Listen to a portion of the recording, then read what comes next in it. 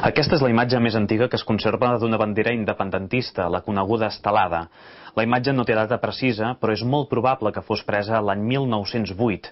La bandera es va penjar en una reunió feta a París. Una fotografia que es fa a París, en una organització, a la seu d'una organització que es diu la Lliga Nacionalista Catalana, en la que presidia un senyor que es deia Salvador Díaz, i trobem una bandera catalana amb un rombe al mig, se suposa que blau, amb un estel blanc al centre.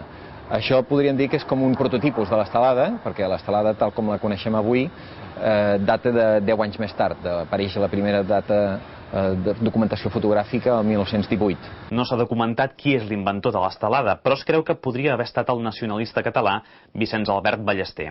Ballester, pilot de marina mercant, s'hauria inspirat en la bandera cubana per dissenyar-la. Vicenç Albert Ballester, que era marí, havia estat residint a Cuba durant una temporada i allà, amb la migració catalana i el sector independentista de Cuba, que tenia simpaties amb la recent emancipació de Cuba de la colònia espanyola, doncs veieren amb aquella bandera, que també tenia una gènesi recent, doncs un símbol en el qual s'hi van identificar.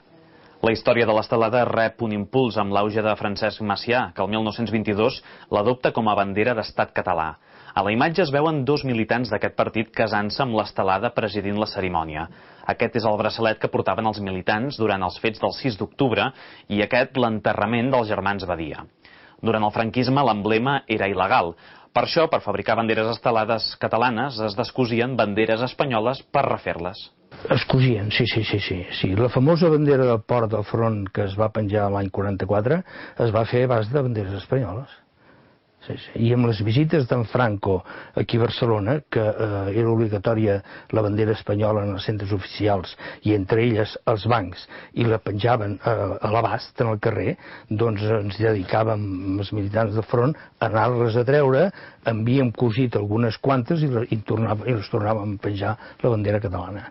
Una de les organitzacions que va adoptar la bandera estelada va ser el Partit Socialista d'Alliberament Nacional, el PSAN, que l'adoptà en ple franquisme. El PSAN és un partit independentista i evidentment no en podia agafar un altre, no és que la senyera estelada. El que passa és que el PSAN és el que aporta, és el partit del marxisme d'Alliberament Nacional i aleshores la qüestió, diguem-ne, social és molt important per al PSAN i per això el que fa és pintar de vermell l'estel. L'estelada té diversos dissenys, canvien els colors del triangle i de l'estel.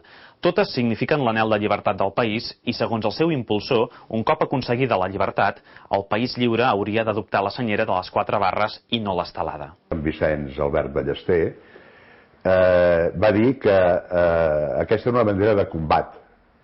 La bandera estelada és una bandera de combat, és la bandera de la Catalunya lliure. Un cop assolida la llibertat, la bandera catalana haurà de lluir ben alta, ben dreta, ben sola. Avui en dia l'estelada viu un dels seus millors moments i és present en multitud d'actes. Esquerra Republicana i les joventuts dels partits nacionalistes l'han adoptada com a pròpia. La Comissió del Centenari té pensat reeditar el llibre Origen de la bandera independentista, de Joan Creixell, que s'ha convertit en un clàssic exhaurit. Des d'aquesta pàgina web es recopilen fotografies i materials per poder fer una exposició i un llibre de cartellisme independentista.